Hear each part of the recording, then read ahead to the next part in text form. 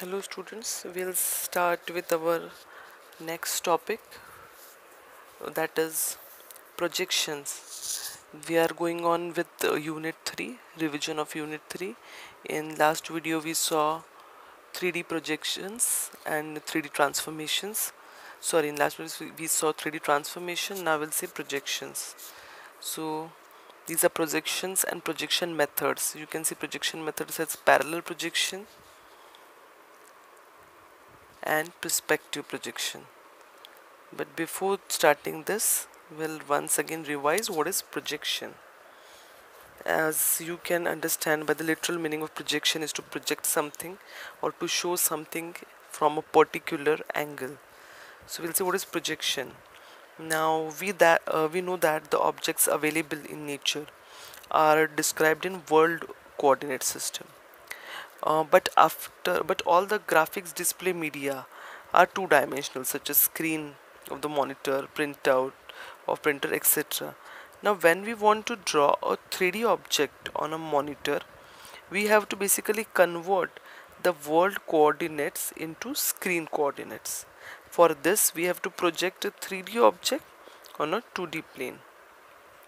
Now your 2D plane will be screen of monitor, right? So projection is nothing but a shadow of the object, which we already seen in shading topic, right? So ideally an object is projected by projecting each of its points. As there are infinite points in an object, we cannot produce projection of all these points. Instead of that, we will take projection of only corner points of an object on 2D plane, and then we will join this projected points by straight lines in 2D plane. So this is what we will be doing in projection. The projection methods, so there are two main methods, that is parallel projection and perspective projection. Now parallel projection deals with orthographic projection and oblique projection. Orthographic projection further deals with isometric, diametric and trimetric projection, whereas oblique projection deals with cavalier and cabinet projection. Similarly, perspective projection is further divided as 1-point perspective, 2-point perspective and 3-point perspective. So we'll see each of this, we'll revise each of this. First is parallel projection divided as, first one is orthographic and oblique, right? So we'll see orthographic. Before orthographic, let us see what is parallel projection. Like projection methods are parallel and perspective. So first we'll see what is parallel projection. Now a parallel projection is formed basically by extending parallel lines from each vertex of object. We know that now we will be considering projecting only the vertex points, right? Because all the points or all the pixels cannot be projected. So parallel projection is formed by extending parallel lines from each vertex of the object until they intersect the plane of the screen. The point of intersection is actually the projection of the vertex. Then we connect the projected vertices line segment which correspond to the connection on the original object. Now here we are taking projection of, suppose, each vertex of the object till it intersects to the plane of the screen. The plane on which we are taking projection is called view plane. If we want to represent a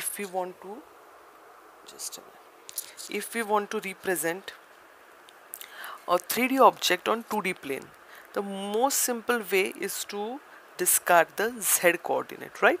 Because 2D planes do not entertain Z coordinates. So we are discarding the Z coordinate only when the screen or viewing surface is parallel to obviously XY planes and line of projections are parallel to Z axis. Now a parallel projection preserves we can say relative properties of objects in X and Y direction.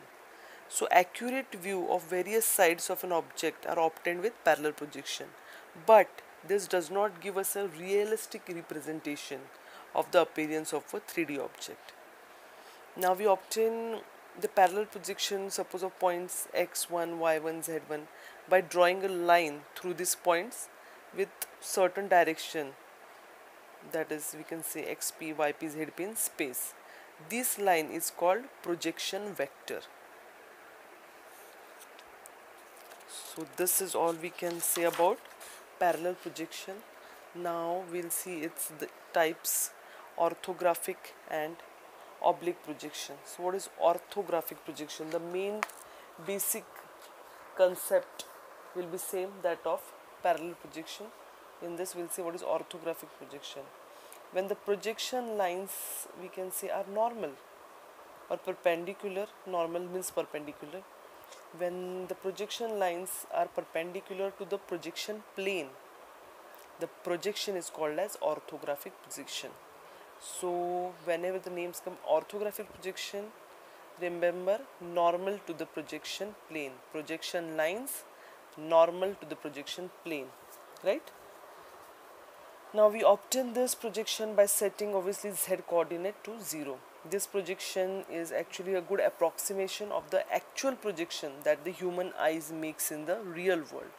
Now orthographic projection do not change the length of line segments, which are basically parallel to the projection plane. Other lines are projected with reduced length, we can say. Generally we use orthographic projection in engineering drawings to produce font, to produce, we can say, different angles of engineering drawing like front, side, top view, right? So we can say by using orthographic projection we can draw any side view of an object, but we can also form orthographic projection in such a way that more than one face of an object can be displayed. Such views are called as, we can say, axiometric orthographic projection. Now further there are three types of this axiometric orthographic projection. First is isometric projection. So the most commonly used axiometric projection are actually basically isometric projections. In isometric projections, the projections are aligned in such a way that all the edges will appear shortened by same distance, right? So the here main line is, we can say, all edges will appear shortened by same distance. Now if we consider an object as cube, then side view, front view and top view will look like square. That is, we are able to see only one face at a time. But by using isometric orthographic projection, we can see more than one faces, right? So here we can say that all the three principal axes will be shortened or increased equally so that the relative proportion is maintained. Now next is diametric projection. In diametric projection, the direction of projection is in such a way that the edges are parallel to only two principal axes are equally shortened. Did you get it? Isometric, all are equally shortened. In diametric, only two are equally shortened. Suppose in diametric position, if it's a cube, so obviously its shape will be changed a little, as only two sides will be equally shortened. Then trimetric position. In trimetric position, the direction of projection is in such a way that none of the three edges are equally shortened. Did you get it? In isometric, all the edges are equally shortened. In diametric, two are equally shortened, and while in trimetric, none is equally shortened. Okay, so next is oblique transformation. It's part of parallel projection. We are seeing parallel towards orthographic and oblique. So now we'll see oblique. In oblique we can see until now we have seen orthographic projection where projected lines are normal, right, or perpendicular to the view plane. But if the projection lines are not normal to the view plane, then it is called as oblique projection. We can see the difference, like if it is oblique, it's not perpendicular to the view plane, then it's oblique projection. Now an oblique projection is obtained by projecting points along parallel lines that are not obviously perpendicular to the view. Planes such as uh, planes such a projection we can say appear in nature when sunlight casts a shadow, we can say, on the ground. So we have two types again for oblique projection, that is cavalier and cabinet projection. Now what is cavalier projection? Cavalier projection is we can say a special case of oblique projection.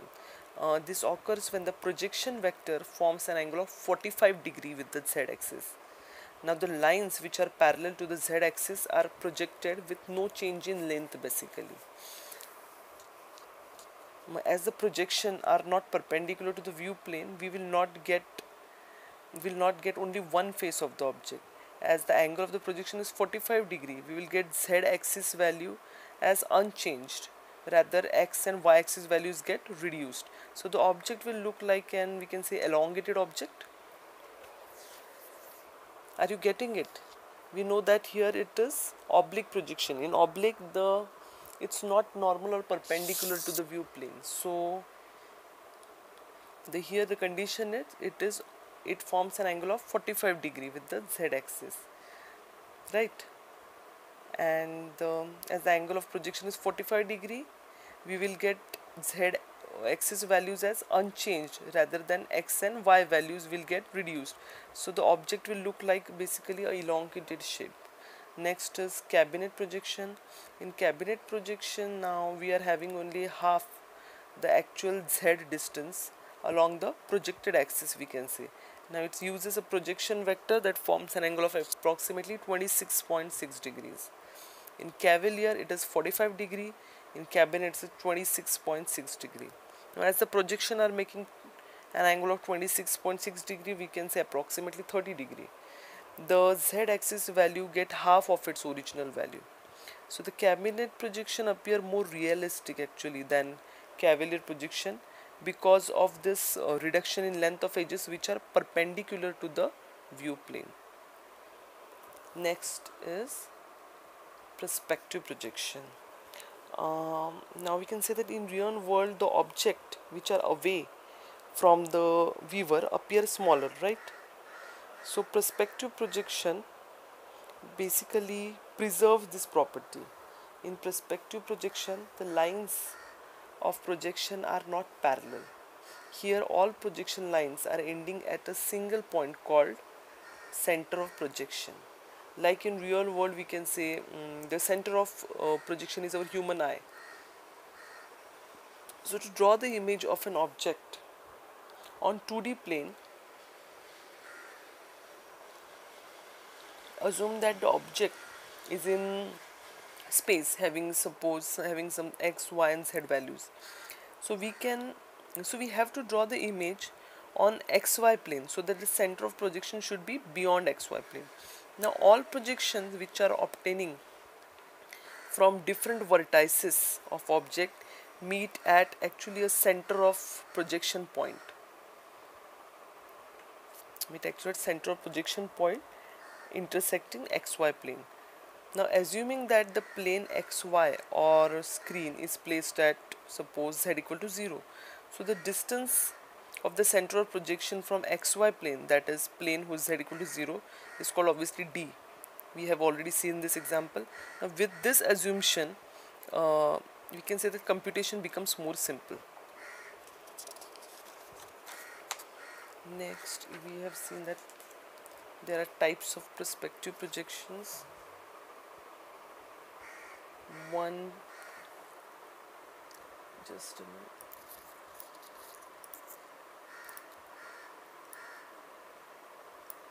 One point perspective, 2-point perspective, 3-point perspective.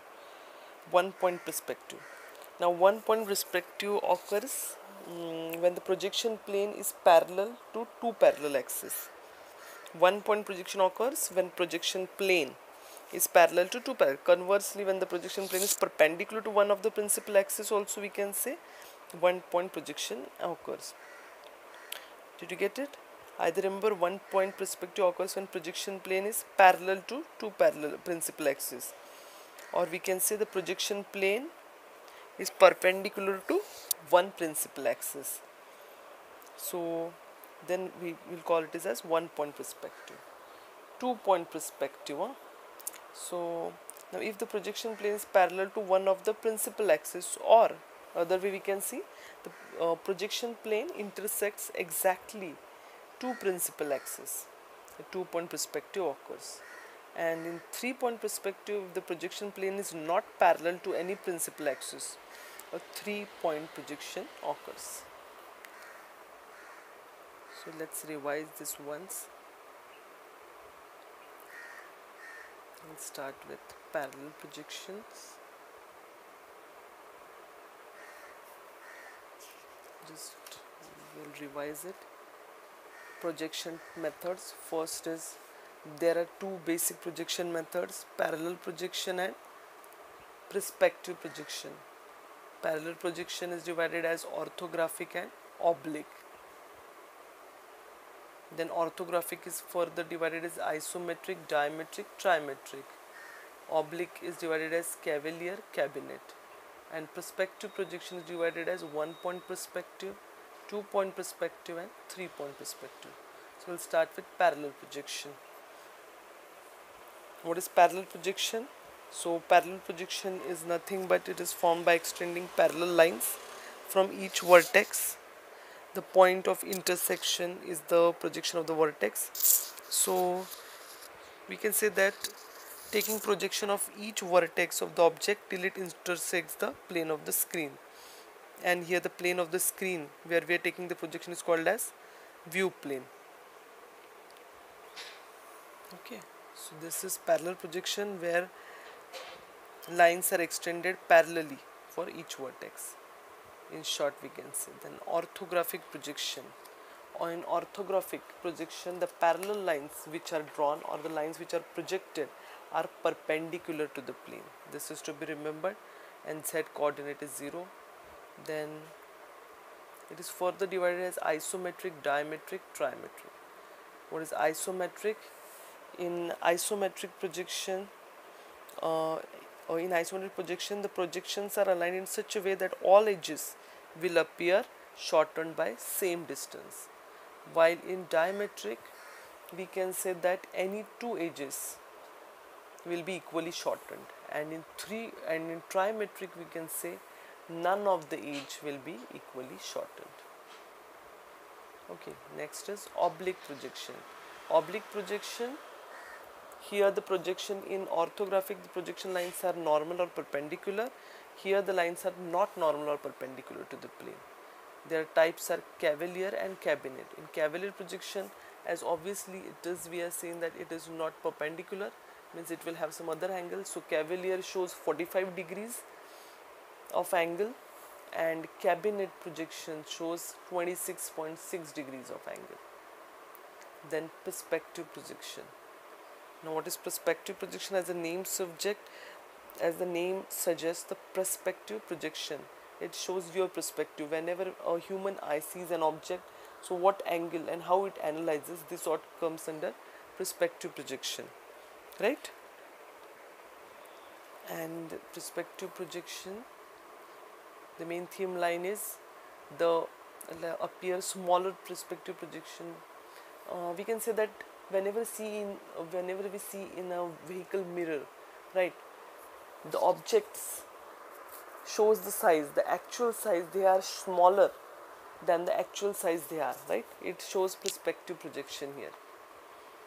Now the types are 1-point perspective, 2-point perspective, 3-point perspective. 1-point perspective, here we can say that projection plane is perpendicular to one of the principal axes. 2-point perspective, yes, here we can say that the projection plane intersects exactly two principal axes. And 3-point projection, now here the projection plane is not parallel to any axis, then we can say a 3-point projection occurs. Okay, so all this is about projection. Projection is important topic, don't miss it, and it is very simple.